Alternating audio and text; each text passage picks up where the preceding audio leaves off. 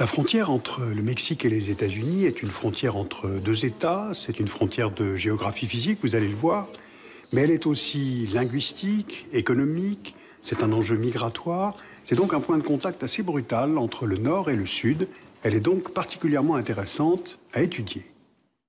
La frontière qui sépare les États-Unis du Mexique va de l'océan Pacifique au golfe du Mexique, elle est longue de 3141 km au total. Et sur ces quelques 3000 km, le fleuve Rio Grande a été utilisé comme frontière entre les deux États sur plus de 2000 km de long. Quand on s'approche du milieu naturel, on voit que le fleuve serpente souvent dans des paysages montagneux, en s'écoulant au fond des canyons. La frontière est ici matérialisée par le trait jaune, et de part et d'autre, c'est une zone désertique, et ce paysage nous est presque familier par les images des films de western. Et quand on voit le terrain, on mesure à quel point cette frontière est à la fois difficile à franchir dans la clandestinité et difficile à contrôler sur une telle longueur et dans une telle géographie. Côté États-Unis d'Amérique, la frontière longe 4 États fédérés et côté Mexique, elle longe 6 États de la Fédération mexicaine. Son tracé final date de la fin des affrontements militaires qui ont opposé les Mexicains aux Anglo-Américains de 1835 à 1848. Alors justement, faisons un petit peu d'histoire en comparant deux cartes. Celle que nous connaissons du Mexique d'aujourd'hui, puis celle montrant ce dont le Mexique avait hérité à son indépendance en 1821, c'est-à-dire, on le voit, une superficie beaucoup plus importante. Alors que s'est-il passé? D'abord en 1836, donc 15 ans après son indépendance, le Mexique perd le Texas, plus ce morceau de territoire à l'est du Rio Grande, peuplé majoritairement de colons européens et américains. Ensuite, en 1848, les États-Unis déclarent la guerre au Mexique et refusent de vendre la Californie, et les États-Unis prennent ainsi les terres situées au nord-ouest du Rio Grande. Et puis enfin, le Mexique vend un dernier petit bout de terrain en 1853, c'est ce qu'on appelle l'achat Gadsden, qui va permettre ensuite le passage de la ligne de chemin de fer du sud des États-Unis. Ce qui fait qu'en 30 ans, entre les affrontements et les ventes, le Mexique a perdu la moitié de son territoire. Aujourd'hui, il y a 310 millions d'habitants du côté américain et 112 millions du côté mexicain. Mais l'écart entre les deux pays est encore plus grand au niveau économique. Le PIB par habitant en parité de pouvoir d'achat d'un Américain est 3,5 fois supérieur à celui de son voisin mexicain. Et ce différentiel économique a induit un important flux migratoire vers le nord. Vous voyez sur la carte les principaux points de passage du Mexique vers les États-Unis. Le record du nombre de passages est détenu par la ville de San Diego, où plus de 100 000 personnes passent chaque jour. Alors les deux pays ont bien sûr tenté d'encadrer à plusieurs reprises ce flux migratoire, notamment avec un programme de développement de la frontière connu sous le nom de Maquiladoras. Là encore, en survolant les villes jumelées de El Paso, côté américain, et Ciudad Juárez, côté mexicain, on voit bien comment ce développement a opéré. D'abord, vous remarquerez que les villes américaines et mexicaines semblent ne former qu'une seule agglomération, mais qui est divisée en deux par une frontière d'État, avec un certain nombre de points de passage. Vous voyez également côté mexicain, donc à droite, des maquiladoras. Ce sont de grandes usines où sont assemblés des produits manufacturés tels que le textile, la mécanique, l'électronique, c'est-à-dire à faible valeur ajoutée, et qui sont ensuite réexportés vers les États-Unis, mais aussi vers l'Europe ou le Japon. Ces maquiladoras ont un double avantage. Côté mexicain, elles favorisent la création d'emplois pour une main-d'œuvre jeune, nombreuse, peu qualifiée, donc un certain développement économique pour le pays. Côté américain, la main-d'œuvre est moins chère, les produits fabriqués sont exonérés de droits de douane à l'exportation, et en principe, cela fixe sur place les migrants potentiels qui sont à la recherche de travail. Le développement des maquiladoras a été spectaculaire du fait de l'entrée du Mexique dans l'ALENA, c'est-à-dire l'accord de libre-échange nord-américain, signé en 1994, et aussi l'entrée du pays dans l'OMC en 1995. En 2010, il y a 5283 maquiladoras au Mexique, dont plus de 3000 sont situés dans les États frontaliers. Et les États-Unis sont le premier partenaire commercial pour Mexico, représentant 80% des exportations et 48% des importations. Sauf que depuis quelques années, le dynamisme économique des maquiladoras s'essouffle pour au moins deux raisons. D'abord, la Chine a dépassé le Mexique en nombre de délocalisations. Donc les importations américaines venant de Chine dépassent celles venant du Mexique du fait des coûts de main-d'œuvre qui sont encore plus compétitifs en Chine. Ensuite, ce système tourné exclusivement vers l'exportation est resté isolé du reste de l'économie mexicaine et il n'a pas dynamisé les autres secteurs économiques du pays.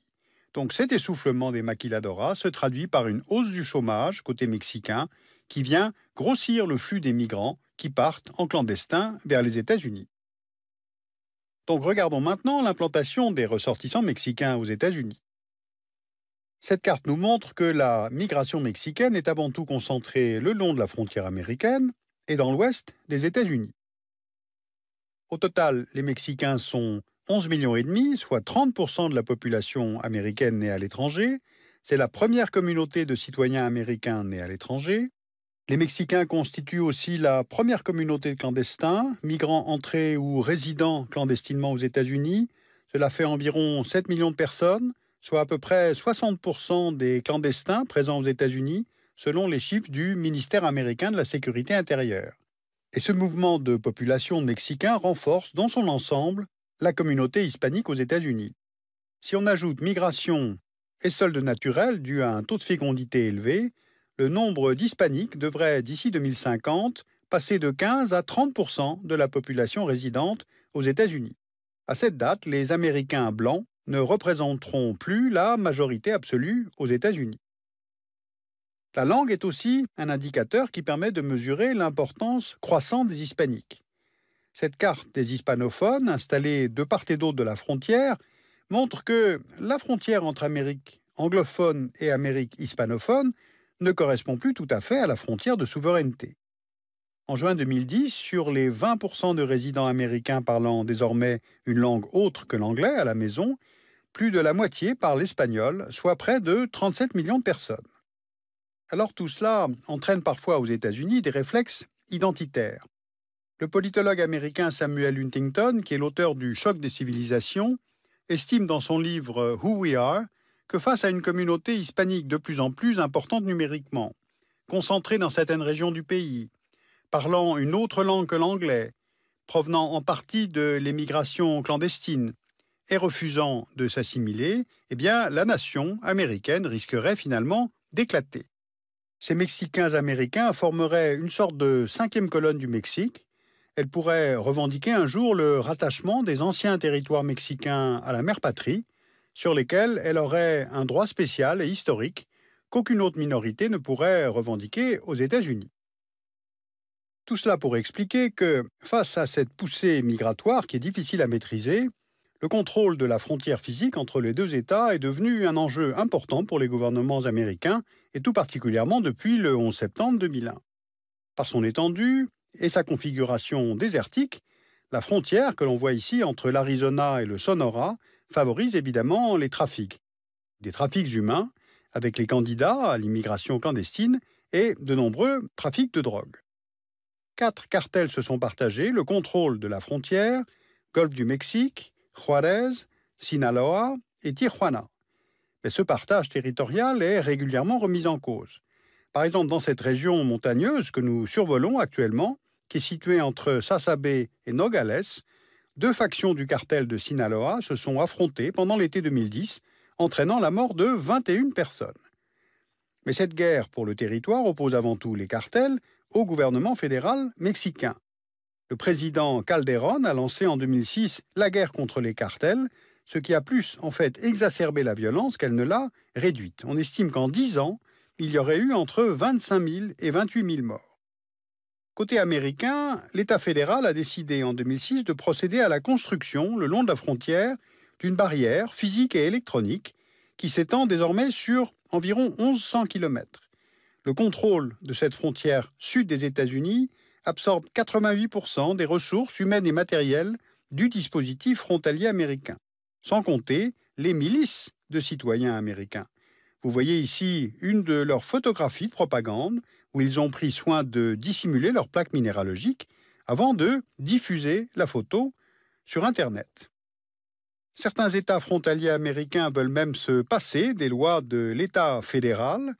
En Arizona, par exemple, la police de l'État est autorisée par la loi, depuis avril 2010, à contrôler les résidents dès lors qu'elle a un soupçon raisonnable sur leur statut, ce qui ouvre évidemment la porte aux discriminations par le faciès.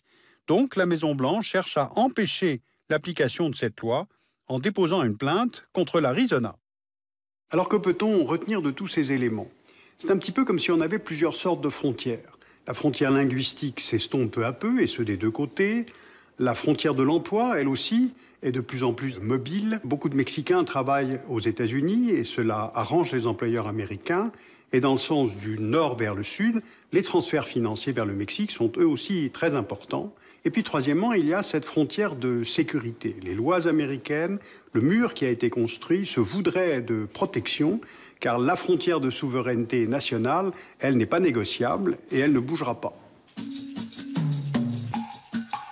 Alors pour approfondir ce thème, vous pouvez lire États-Unis-Mexique, géopolitique de la frontière de Jean Munoz aux éditions de l'Harmattan et vous référez pour d'autres ouvrages en français et en allemand à notre site du Dessous des cartes sur arte.tv.